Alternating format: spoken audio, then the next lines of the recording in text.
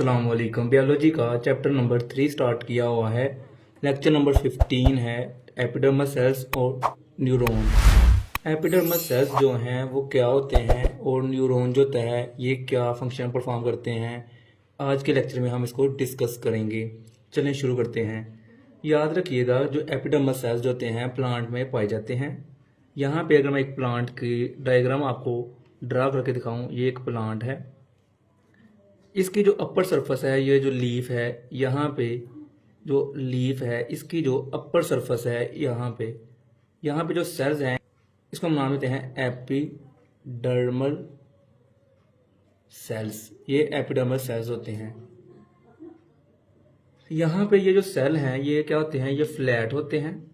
Flat इस तरह होते हैं, ये फ्लैट हैं और ये टाइटली पैक्ड होते हैं। टाइटली पैक्ड होते हैं। और याद रखिएगा कि ये जो एपिडर्मल सेल होते हैं ये प्रोटेक्ट करते हैं। इनका काम होता है प्रोटेक्ट करना। किसको? इंटरनल टिश्यूज़ को। जैसा कि मेसोफिल सेल्स होते हैं इनको प्रोटेक्ट करते हैं। नेक्स्ट हम बात करते हैं कि ये जो एपिडर्मल सेल होते हैं कहाँ कहाँ पे पाए जाते हैं और इनका क्या काम है। यहाँ पे आप देख सकते हैं कि लीफ है, यहाँ पे एपिडर्मल सेल पाए जाते हैं। और यहाँ पे आप देख सकते हैं रूट है, यहाँ पे भी एपिडर्मल सेल पाए जाते हैं। यहाँ पे ये रूट है, इस रूट के ऊपर क्या है, स्पेशल तरह के इस तरह स्ट्रक्चर्स नज़र आ रहे हैं। इनको हम नाम देते हैं रूट हेयर्स। ये रूट हेयर्स हैं। ये रूट की एपिडर्मस है। अपर लेयर क्या है? एपिडर्मस। ये एपिडर्मस है। एपिडर्मस के ऊपर जो है ये एपिडर्मस है, इसके ऊपर क्या है? एक्सटेंशन है। इस तरह के एक्सटेंशन है। इनको हम नाम दे रहे हैं क्या? Root hair. ये रूट हेयर होता है। अब इसका काम क्या होता है? ये क्या करते हैं, ये वाटर पानी जो होता है और मिनरल्स को अब्जॉर्ब करते हैं सोइल में से, फ्रॉम दी सॉइल। मट्टी में से क्या करते हैं? पानी और मिनरल्स को अब्जॉर्ब करते हैं। ये एक प्लांट है। ये यहाँ पे ये क्या है? रूट। यहाँ पे ये रूट्स के एक्सटेंशंस हैं जिनको हमने नाम दिया है रूट हेयर्स। रूट यहाँ पे क्या है? वाटर है। ये वाटर है, ये सॉइल है। मट्टी में क्या है? पानी। ये जो वाटर होता है ये जो रूट हेयर्स होती हैं अपने अंदर अब्जॉर्ब करती हैं और इसको क्या करती हैं? लीफ के अंदर पानी को ट्रांसमिट कर देती हैं इस तरह। यहाँ पे वाटर लीफ में आ जाता है। यहाँ पे क्या होते हैं? सुराख होते हैं। ये कार्बन डाइऑक्साइड को पकड़ते हैं, कार्बन डाइऑक्साइड को, और क्या बना देते हैं? फूड बना देते हैं। तो ये एक मैकेनिज्म हो रहा होता है। अगर मैं आपको ये जूम करके दिखाऊं तो ये आपको जूम करके दिखाया लीफ की सरफेस पे, तो यहाँ पे आप देख सकते हैं ये अपर एपिडर्मस है और ये क्या है? Lower epidermis. ये लोअर एपिडर्मस है। और यहाँ पे क्या है? मेसोफिल सेल पाए जाते हैं। मेसोफिल सेल्स हैं, ये मेसोफिल सेल हैं। और यहाँ पे क्या है? स्पेशल तरह के सेल हैं जिसको हम नाम देते हैं गार्ड सेल्स। ये क्या है? Guard cell. ये गार्ड सेल होते हैं, गार्ड सेल्स। ये एपिडर्मस सेल हैं। और यहाँ पे जो ये ओपनिंग है, ये जो पोर है, इस पोर को हम कहते हैं स्ट्रोमेटा। यहाँ से क्या करती हैं? गैसेस का तबादला होता है।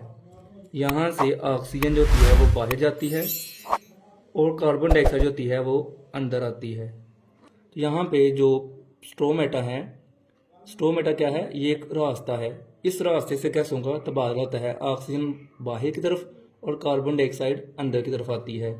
और यहाँ पे जो स्पेशल तरह के सेल हैं इनको हम नाम देते हैं गार्ड सेल्स।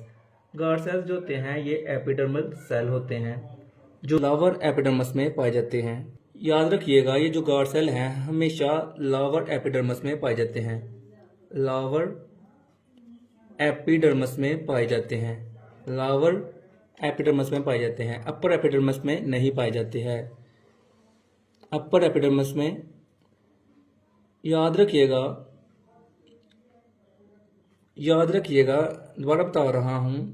दोबारा बता रहा हूँ कि ये जो गार्ड सेल हैं ये हमेशा लोअर एपिडर्मिस में पाए जाते हैं, अपर एपिडर्मिस में नहीं पाए जाते।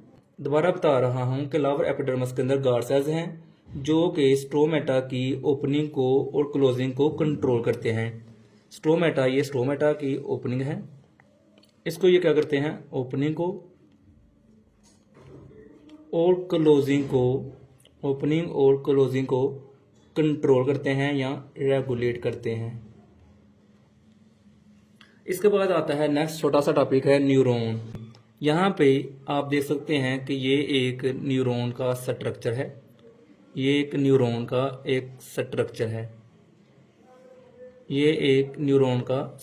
है।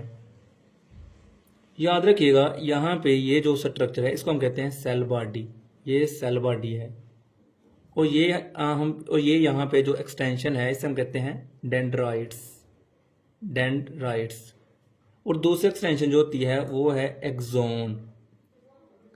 ये एक्सोन है।